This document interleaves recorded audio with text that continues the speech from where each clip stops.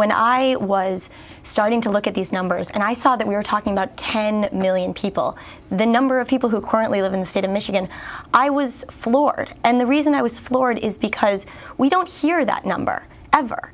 And the reason that we don't measure this crisis in terms of the actual number of people, of families who've been evicted, of missed school days, of destabilized dinners, of the way that human people have actually been affected, is because we don't value families. We don't value human life as much as we value, stock prices, speculation, and monetary value of homes. And so to me, the fact that nobody even knows that 10 million people have been evicted since 2007 betrays the larger fundamental problem that allowed this crisis to happen in the first place. As Clarence Lusane, who writes the foreword to your book, points out in the first sentence, that few recall that 1 week after Dr. King's murder, on April 11th, 1968, President Lyndon Johnson signed into law the Fair Housing Act, which outlaws discrimination in the sale, rental, financing of dwellings, and other housing-related transactions based on race, color, national origin, religion, sex, familial status, or disability. There hasn't been a Wall Street executive jailed for what has happened to the population, 10 million people?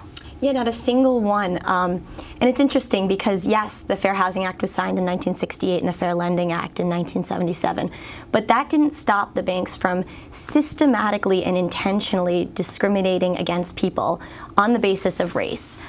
The way that it happened has been incredibly well documented. One loan officer testified that Wells Fargo put bounties on the heads of minority borrowers by paying cash incentives to loan officers to push those aggressively in minority neighborhoods. But the thing, too, that I think we're often reluctant to talk about is the banks exploited a larger historical trajectory of discrimination in lending and in housing that has existed since the beginning of this country. The banks intentionally went into communities that had been redlined, which meant that the Federal Housing Administration, that the government, had made it a policy not to lend and not to guarantee any loans in minority neighborhoods all throughout most of the 20th century. That didn't supposedly end until well into the 60s.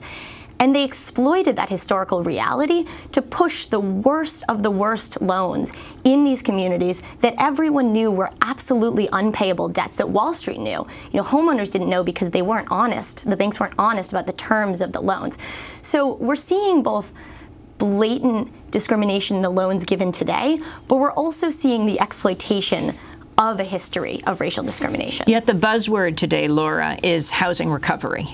All over in the media, they're showing the map of how housing prices have gone up in Phoenix and San Francisco. And, of course, President Obama is going to be in Phoenix today to highlight this, that it's all turned around. What we're talking about when we talk about housing recovery is we're talking about the rising prices of houses. We're not talking about a stabilization of the lives of families who have been evicted. We're not talking about an end to foreclosures. Tens of thousands of foreclosures are still happening every single month across the country.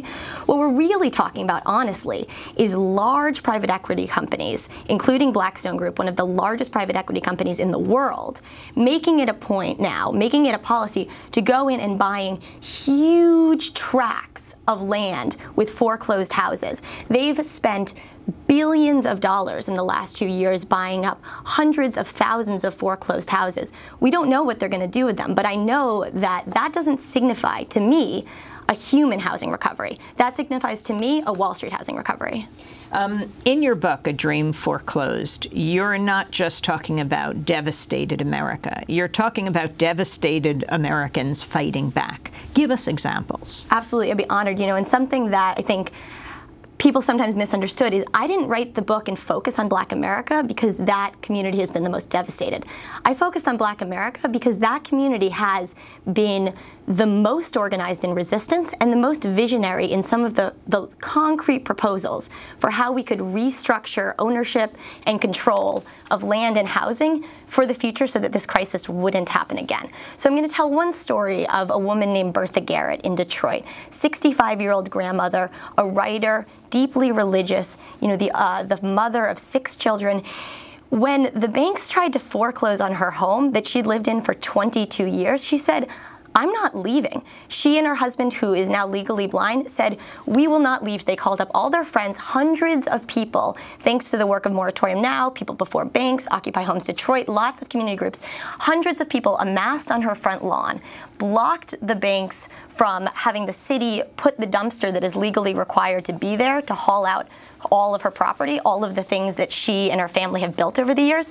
And even more, I think, to me, outstandingly, is she at this time, as hundreds were amassing to block this in an eviction blockade, she was downtown, outside of the office of New York Bank of Mellon, where they refused to even meet with her. They said, I'm sorry, you don't have an appointment. We won't even meet with you to talk about the fact that you are being thrown out of your home today. And so she said, well, if I can't come into this office, then nobody can come out. And she, the 65-year-old, deeply religious grandmother, lay down in front of the office of the bank and said, I'm not moving. I refuse to move. And the next day, they called her and they offered to sell her the home for an incredibly affordable rate.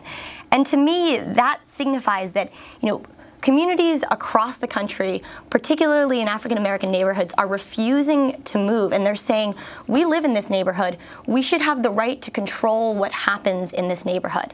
And if we talk about community control of land, if we talk about the idea that people who live in this neighborhood should have the right to make decisions about how the land is used, that wouldn't just help us have a legitimate housing recovery.